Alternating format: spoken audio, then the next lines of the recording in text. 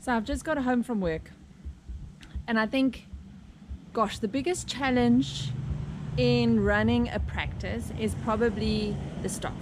I mean, how many of us have kind of sometimes thought, you know what, we put so much time and effort into people and then they just don't stick. So yeah, I don't know how to bridge that challenge. So I've had this conversation with so many of my friends and my colleagues, and I've always said, you know what, if I could run the practice, the perfect practice would be without anyone else, but that's just so not possible. So oh gosh, yeah. So why is it that the biggest challenge in running a business is probably the human resources part? I mean, hiring staff and managing staff and getting things done the way it needs to get done is probably one of the most time consuming, most stressful things I've ever had to do.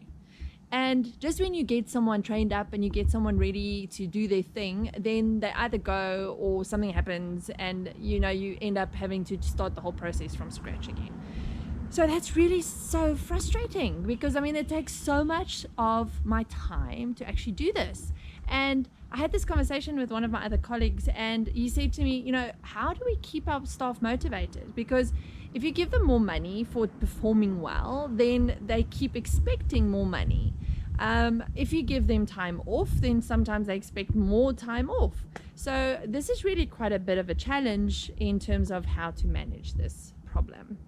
So yeah, that's just me going off about a day. I'm back home trying to chill a little bit because it's been a rough day. But in one of my next videos, I actually want to go into this in a little bit more detail in terms of how to choose your staff, how to train them, and what resources I can make available for you to help you do that. Okay, so good luck. Hope you're doing all right, and stay positive.